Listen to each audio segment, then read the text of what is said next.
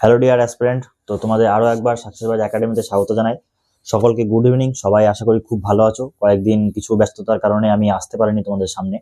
তো আজকে কিছু গুরুত্বপূর্ণ কথা বলবো বলে এসেছি।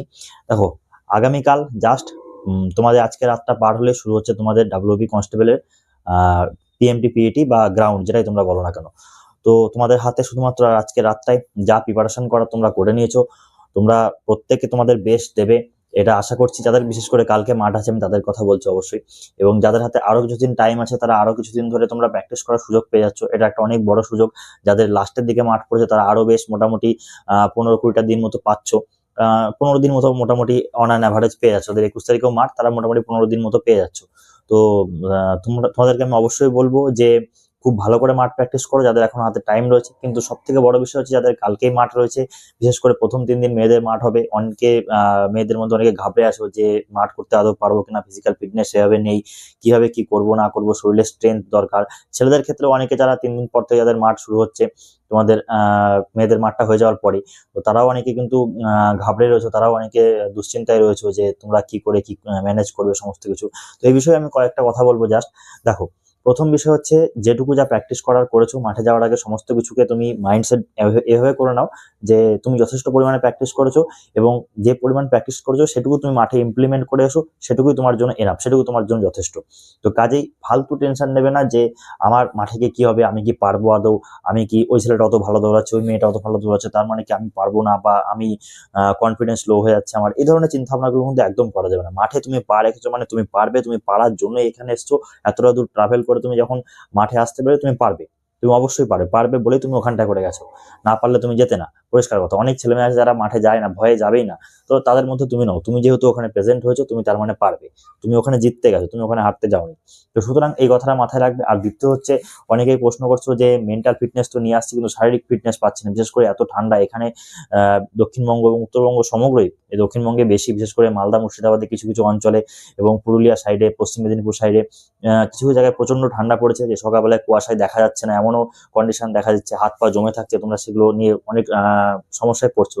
তো সেগুলো বিষয়ে দেখো বলবো। প্রথমত যেটা মাঠে করা যেতে পারে এই রিগার্ডিং, সেটা হচ্ছে শরীরকে ডিহাইড্রেট করতে দিলে হবে না, শরীরকে অনেক হাইড্রেট রাখতে হবে। শরীরকে হাইড্রেট রাখার জন্য কি করবে, আগের দিন থেকে মোটামুটি মাঠের আগে থেকে প্রপার পরিমাণে তোমরা জল খাও, প্রপার পরিমাণে তোমাদের শরীরকে হাইড্রেট রাখার চেষ্টা করো। এবং সব থেকে বড় বিষয় হচ্ছে যেদিন মাঠের দিন সকালবেলা, সেদিন কি করবে, যাদের ফার্স্ট শিফটে মাঠ, আমি বলবো তাদেরকে বেশি কিছু হেডেক নেওয়ার দরকার নেই। সকালবেলা উঠবে, কয়েকটা ছোলা বাদাম ভেজানো থাকলে সেটা খেতে পারো, না খেলে না খাও। কিন্তু আমি বলবো একটুখানি পেটে দেওয়াটা দরকার, কারণ একবারে এমটি স্টমাক মাঠে দৌড়ানোটা উচিত না কোনোদিনই। তো ড্রাই ফ্রুটস বা এই ধরনের কিছু থাকলে হালকা কিছু একদম অল্প তোমরা নিয়ে খেতে পারো। আর যাদের মাঠ সেকেন্ড শিফটে আছে তারা একটু হালকা খাবার খেলেও খেতে পারো। থার্ড শিফটে যাদের মাঠে তারা আর একটু হালকা খাবার খেয়ে নিতে পারো। এবার মাঠের দিন সকালবেলা থেকে কি করে, মাঠের দিন সকালবেলা থেকে দেখো প্রচন্ড পরিমাণে শীত পড়েছে, জল খাবো না, জল ঠান্ডা, এই চিন্তা ভাবনা করলে চলবে না। জল খেতে হবে। শরীরকে ডিহাইড্রেট করতে দিলে হবে না, শরীরকে হাইড্রেট করতে হবে। তার জন্য কি করবে, একটা ছোট কফির স্যাশে কিনবে, বেশি কিচ্ছু না, ছোট একটা কফির স্যাশে কিনবে, ছোট ছোট কফির পাতা।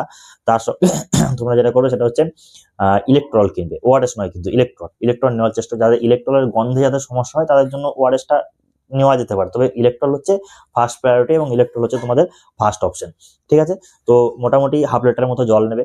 এখন শীতকাল, প্রচন্ড পরিমাণে জল ঠান্ডা হয়ে থাকছে, পারলে একটুখানি জলটা উষ্ণ গরম করে নেওয়ার চেষ্টা করবে, যাতে জলের যে ঠান্ডা ভাবটা ওইটুকু যাতে কেটে যায়। তোমাকে গরম জল খেতে বলছি না আমি, জাস্ট জলের যে ঠান্ডা ভাবটা যেটা খেলে আমাদের শরীরে প্রচন্ড পরিমাণে অসুস্থ হয়, ওই ভাবটা যেন কেটে যায়। এমনি নর্মাল টেম্পারেচারে জলটা তুমি কোনোভাবে আনতে পারো, একটু গরম জল ঠান্ডা জলের সঙ্গে মিশিয়ে, বা হালকা জলটাকে গরম করে নিয়ে, যেখানে মাঠ হবে তার আশেপাশে কোনো চায়ের দোকান বা কিছু পাবে, সেখানে একটু টাকা পয়সা দিলে, 10-20 টাকা দিলে জল একটু গরম করে দেবে, কোনো অসুবিধা নেই। সবাই অমানবিক নয়, কিছু কিছু মানবিক লোকজনও সব জায়গায় থাকে। তো সেই কথা অনুযায়ী তাদের কাছ থেকে নিয়ে একটুখানি জল নিলে, তারপরে ওই জলটার মধ্যে নর্মাল টেম্পারেচার করে জলটার মধ্যে কিছুটা পরিমাণ ওআরএস আর কিছুটা পরিমাণ কফি, যতটা কফি তুমি মানে তোমার তিতো লাগবে না ততটা কফি তুমি ওর মধ্যে দাও। ঠিক আছে? দিয়ে ওটাকে একবার ঝাঁকিয়ে নাও বা গুলিয়ে নাও। ওই যে ড্রিঙ্কটা তৈরি হলো, ওই ড্রিঙ্কটা তুমি যতক্ষণ না মাঠ হচ্ছে, এক ঢোক যতক্ষণ তোমার জলের বোতলটা থাকছে, কেননা মেজারমেন্টের পরে তোমার কাছে তখন কিছুই থাকবে না আর। তো ওই সময়টা পর্যন্ত তুমি জলটা একটু একটু খাও, একটু একটু জল খাও, আমি বলছি না বেশি তোমাকে খেতে হবে, একটু একটু খাও, এক ঢোক খাও। বাথরুম পেলে বাথরুম করে আসো, না পেলে নিজের মতো বসে থাকো। শরীরটা কি হবে, হাইড্রেট থাকবে। আর কফি কি করে, কফি শরীরকে একটা ওয়ার্ম আপ হিসেবে খুব ভালো কাজ করে, ওয়ার্কআউটের ক্ষেত্রে এবং শরীরটা ওয়ার্ম আপ করার ক্ষেত্রে খুব ভালো কাজ করে কফি। এই জন্য আমি বলছি কফি, ওই কফি আর ওই তোমার ওআরএস বা যেটা ইলেকট্রল, সেটা তোমার শরীরকে হাইড্রেট রাখবে এবং কফিটা তোমার শরীরকে এনার্জি যোগাবে। এর মধ্যে যদি একটু পারো একটু আদার কুচি যদি ফেলতে পারো খুব ভালো, না পারলে দরকার নেই, এই যেটুকু বললাম এটুকু করলে এনাফ, মোর দ্যান এনাফ এটা। ঠিক আছে, এটা গেল হচ্ছে কি ড্রিঙ্ক করবে বা কি ধরনের খাবার দাবার খাবে তার একটা দিক। আর সব থেকে বড় শারীরিক যে ব্যথা বা শীতকালের দিনে যে গা হাত পা জমে থাকা, দেখো একটুখানি ওয়ার্ম আপ যতটা পারবে, হাত পা চালানো সঞ্চালন করা, একটু ছোটখাটো ব্যায়াম করে নেওয়া, একটু তোমার ছোটখাটো স্ট্রেচিং করে নেওয়া, এগুলো তো তোমরা করবেই। এবং সব থেকে বড় যেটা কাজ সেটা হচ্ছে একটা ভলিনি নিয়ে যাবে মাঠে, মাঠে একটা ভলিনি নিয়ে যাবে। টাকা পয়সা কার্পণ্য ভাই এখানে করলে হবে না, এখানে ছোট একটা ভলিনি কিনে নিয়ে যাবে। জাস্ট ওই ভলিনিটা যখন মাঠে ঠিক দৌড়াবে, পারলে ওই ভলিনিটা পকেটে রাখার চেষ্টা করো, ছোট একটা ভলিনি পকেটে থাকবেই, কোনো অসুবিধা হবে না। যেই মুহূর্তে তোমাকে মাঠে লাইনে দাঁড় করা আছে ঠিক সেই সময়ে হাতে এই কবজিতে এখানে এখানে এখানে এবং সবথেকে বড় কথা গোটা দুই পায়ে একবার পুরো ভলিনিটা স্প্রে করে নাও। স্প্রে করে তোমার কোনো জায়গায় ব্যথা থাকার দরকার নেই, ভলিনিটা একবার স্প্রে করে নাও। স্প্রে করে যেখানে যেখানে মালিশ করার মনে, যেখানে যেখানে জয়েন্ট আছে, যেখানে যেখানে মাসেল আছে, বিশেষ করে পায়ের কাপ মাসেলে দিয়ে দাও একবার করে, দিয়ে ভালো করে স্প্রেটা করে নাও। এবং সেই সঙ্গে একটুখানি ভলিনি যদি পারো, যদি কারো খুব অসুবিধা না হয়, এই যে আমাদের এখানে যে শিরাটা রয়েছে, এইখানে যে দুটো শিরা রয়েছে, এই শিরাটা হালকা একটু লাগিয়ে নাও, জাস্ট হালকা একটু। বা ভিক্স থাকলে ভিক্স লাগাতে পারো, অত কিছু ক্যারি করতে পারবে না, ভলিনিটা একটু হালকা বাস এইভাবে নিয়ে একটুখানি লাগিয়ে নাও। এতে কি করবে, তোমার শরীরে যখন তুমি যখন 1600 মিটার দৌড়াচ্ছ বা 800 মিটার দৌড়াচ্ছ, তোমার শরীরে যে পেন হবে, তোমার শরীরে যে যে পরিমাণ ব্যথা তোমার মাসেলগুলোতে ধরবে, সেই যে যে ক্রাম্পটা, ওই ক্রাম্পটা ইনস্ট্যান্ট ধরতে দেবে না তোমাকে। তোমার মাঠ হয়ে যাওয়ার পরে তোমার ব্যথা করছে, তোমার তো কোনো সমস্যা নেই, মাঠ হয়ে যাওয়ার পরে তুমি 2 দিন রেস্ট করো ভাই, তুমি ঘরে শুয়ে থাকো, কোনো অসুবিধা নেই। কিন্তু মাঠের টাইমটা তো তোমাকে করতে হবে।